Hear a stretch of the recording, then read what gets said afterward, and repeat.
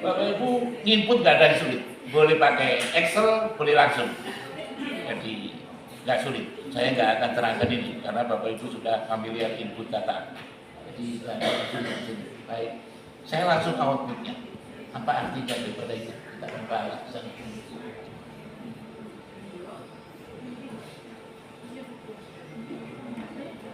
Nah, saya nggak akan lakukan itu, tapi saya langsung saja pakai file yang ada.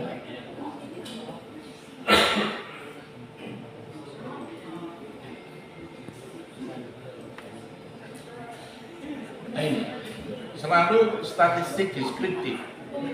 Jadi rata-rata, mean, sehingga statistik parametrik yang dibahas 3, mu, sigma, sama variansi. No. Bedanya sama non parametrik itu aja. Yang parametrik hanya 3 tadi. Sehingga Bapak Ibu nanti ketemu sigma adalah dikuadratkan sehingga muncul nanti sum of square, sum of square total, sum of square error dan seterusnya. Sum of square regression di mana coefficient determination adalah SSR, sum square of regression dibagi dengan sum square total. Sehingga Bapak Ibu tahu, oh apa artinya coefficient determination, karena persamaannya tahu. Apa itu faktor loading? Nanti kita lihat. Faktor loading apa? Kita lihat. Atau eigenvalue. Dari sini kita bisa dapatkan sudah Bapak Ibu hanya deskriptif menjelaskan saja kembangan. Penelitian ini adalah kembangan. Jadi statistik itu hanya kembangan. Kita tahu masing-masing kita tahu X1 rata-rata berapa, X2 berapa, standar deviasinya berapa, dan seterusnya. Yang kedua, frekuensi, distribusi frekuensi. Bapak Ibu, di sini juga kita bisa pakai aturan Stargis. Berapa Bapak Ibu boleh pakai central limit theorem atau pakai multicollinearity atau normalitas di SPS saja, tetapi boleh teori pakai central limit theorem, pakai Barda. Kelas intervalnya pakai rumusnya Stargis. K sama dengan 1 plus 3,322 log N. Sehingga tahu berapa kelasnya berapa. Sehingga Bapak Ibu bisa menggambarkan Barda-nya. Umur sekian sampai sekian, berapa jumlahnya, berapa persen, dan seterusnya. Sehingga bisa digambarkan distribusinya atau histogramnya atau pajak. Dari sini kita lihat Bapak Ibu, di sini pakai tabelnya ketemu, distribusi frekuensinya ketemu. Kita lihat langsung gambarnya begini. Ini sudah Bapak Ibu boleh memutuskan distribusinya normal, silakan. Karena sulit. Saya pernah Profesor Solimun, saya bilang saya bangga, Pak Bapak kok ini kok datanya seperti kayak gini, jika saya nggak mau. Saya tunjukkan bukunya. Prof, ini bukunya boleh. Saya pakai buku yang menyatakan bahwa yang Prof kata itu saya tidak mau. Saya tidak mau rubah data saya. Karena sulit Bapak Ibu. Dikatakan bahwa regresi itu normalnya independent distribusi normal. Itu saja waktu COVID-19, Bapak Ibu lihat, relawan yang di Indonesia yang terlibat untuk membuat serum itu 1.600 saja. Amerika kalau membuat obat, relawannya 20.000 orang. Masing-masing relawan dikasih dana $100 kali 20.000. Sehingga obatan buatan Amerika mahal. Karena diuji coba kepada 20.000 relawan. Nah data kita hanya 40, terus kita mau buat distribusi normal. Maaf, itu mengubah data, saya yakin. Karena saya lakukan. Saya coba-coba pakai bilangan acak. Bilangan acak itu bilangan random, yang dibangkitkan dari bilangan random.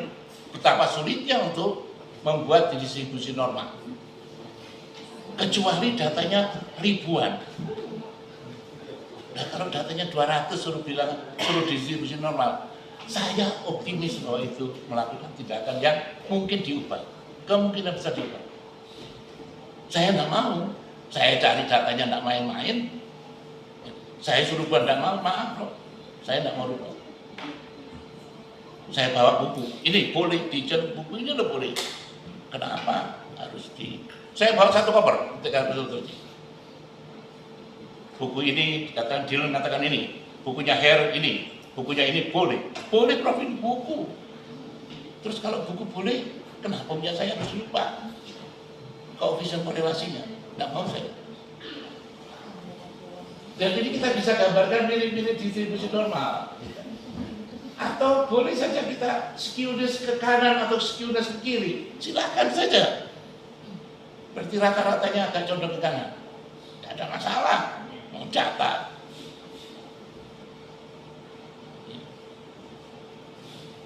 Nah, Bapak Ibu bisa melihat di sini, kalau ingin ngecek, tinggal klik saja di sini, tegaskan.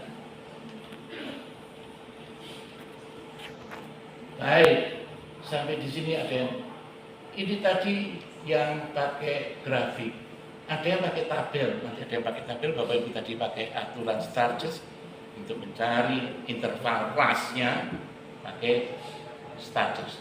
Silakan, ada di PowerPoint-nya sudah ada. Yang berikutnya, korelasi.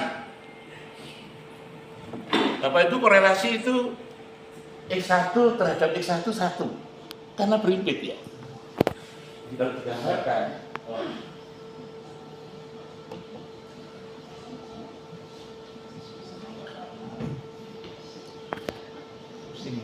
Ini sih. Kalau ini G ini X1, kalau Y itu sama dengan 1, berarti diwakili X1 saja atau Y saja. Karena dia berimpit. Dan dia nggak setuju lagi kalau 0. Kalau 0 dia 90 derajat.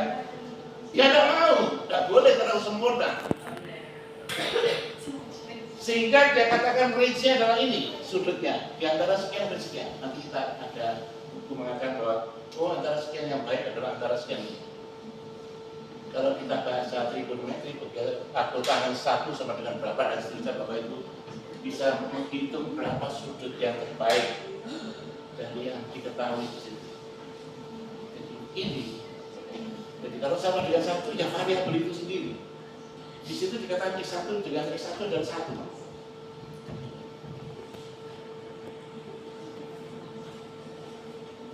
Ini X1 terhadap X1, service quality terhadap service 1. Kalau ini customer satisfaction sama dengan 1, berarti diwakili 1 aja. Customer satisfaction atau service quality, karena 1, karena dia berimpit. Yang lainnya tidak 1 dan seterusnya. Sampai di sini ada yang didiskusikan.